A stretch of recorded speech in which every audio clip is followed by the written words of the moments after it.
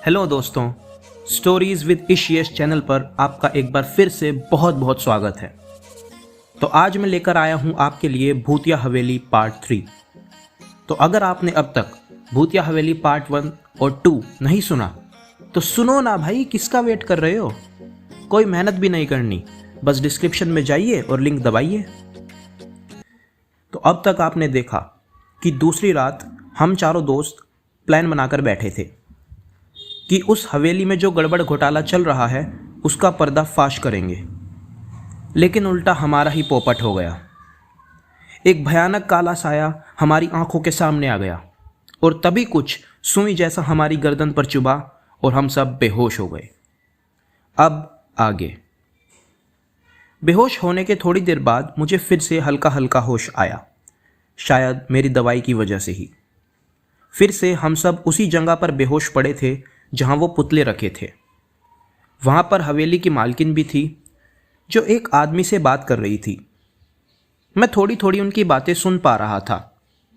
वो बोल रही थी कि कल तो इन लोगों को यहां से भागना ही पड़ेगा।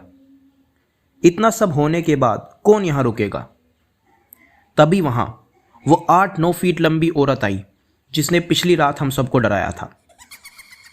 तब मैंने देखा कि उसने पैरों के नीचे लंबी लंबी लकड़ी की रोड लगाई हुई थी जिससे वह इतनी लंबी दिख रही थी, और चेहरे पर भूतनी जैसी लीपापोती यानी मेकअप किया हुआ था।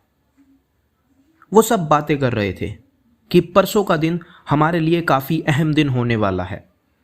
उस दिन हमारा बहुत बड़ा कंसाइनमेंट दुबई जाएगा, तो कल ही इन बच्चों को यहां से भगाना पड़ेगा।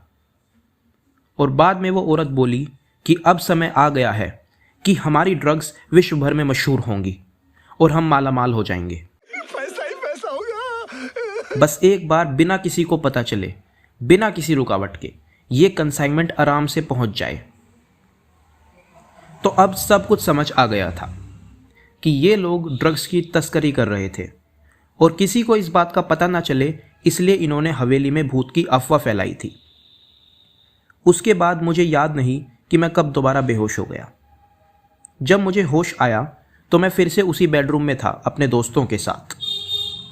मेरे सभी दोस्त काफ़ी डरे हुए और घबराए हुए थे। तब आशीष बोला कि चलो भाई यहाँ से चलते हैं, यहाँ सच में भूत प्रेत का साया है। अगर यहाँ रहे तो हम में से कोई जिंदा नहीं बचेगा। लेकिन फिर मैंने अपने दोस्तों को वो सब बताया जो मैंने देखा और सुना था।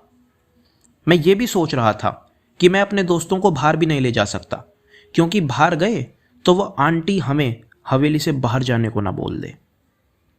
मैंने उनको ये भी बताया कि वो किसी भी तरह हमें आज यहाँ से निकालने की कोशिश करेंगे, क्योंकि कल उनका बहुत बड़ा कंसाइनमेंट दुबई जाना है। तो अब सवाल यही था कि करें तो क्या करें। हमारे पास बस आज का दिन है। तभी उसी वक्त वो हवेली की मालकिन हमारे दरवाजे पर आकर नॉक करने लगी। हमें पता था कि वो हमें जाने के लिए ही बोलेगी। तभी आशीष ने अपना दिमाग चलाया और तबीयत बिगड़ने का नाटक किया।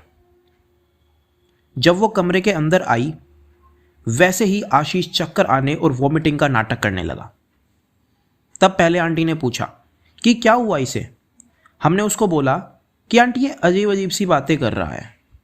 बोल रहा है कि इसने रात को एक भयानक काला साया देखा और तभी से इसकी तबीयत खराब हो गई है। ये सुनकर 2 पल के लिए तो उस आंटी के चेहरे पर मुस्कान आई और वो हमें बोली कि हाँ, मुझे भी कभी कभी इस हवेली में किसी भूत प्रेत का साया होने का एहसास होता है। अब लगता है कि वो तुम्हारे दोस्त के पीछे पड़ गया है और तुम्हें तुरंत यहां से चले जाना चाहिए। हम समझ गए थे कि वो ये सब हमको भगाने के लिए बोल रही है। तभी आशीष पीछे बेड पर लेटा अपने नाटकीय अंदाज में बोला कि आंटी, मुझसे तो चला भी नहीं जा रहा। हम यहाँ से कहाँ जाएंगे? यहाँ तो आसपास कोई डॉक्टर भी नहीं है। तो हमने भी आंटी को बोला कि हाँ आंटी, आज आशीष आराम करके थोड़ा ठीक हो जाएगा तो हम यहाँ से कल सुबह सुबह ही निकल जाएंगे। लेकिन उसके हाव भाव साफ साफ बता रहे थे कि वो हमें यहाँ नहीं रखना चाह रही थी। पर वो ऐसी हालत में मना भी कैसे करती। तो वो बोली कि ठीक है, लेकिन एक बात का खास ध्यान रखना इस कमरे से बाहर मत निकलना, खासकर रात को। हमने उसको हाँ कर दी और वो वहाँ से चली गई। लेकिन अभी तो सबसे बड़ी परेशानी हमारे सामने थी कि इनका पर्दाफाश करें तो कैसे करें। सिर्फ आज रात का ही सुनहरा मौका है हमारे पास। दोस्तों, इससे आगे की कहानी जानने के लिए आपको देखना होगा पार्ट 4। तो कैसी लग रही है आपको ये mini web series, please comment में ज़रूर बताएं और वीडियो को भर भर के लाइक ठोको यार, और सब्सक्राइब भी मारो, तैयार नाल दबा के शेयर करो। जल्दी मिलते हैं आपसे अगले पार्ट के साथ, तब तक के लिए जय Hind. Get to me, throw your sticks and your stones, go break all of my bones, you won't ache my soul, you can't get to me. And there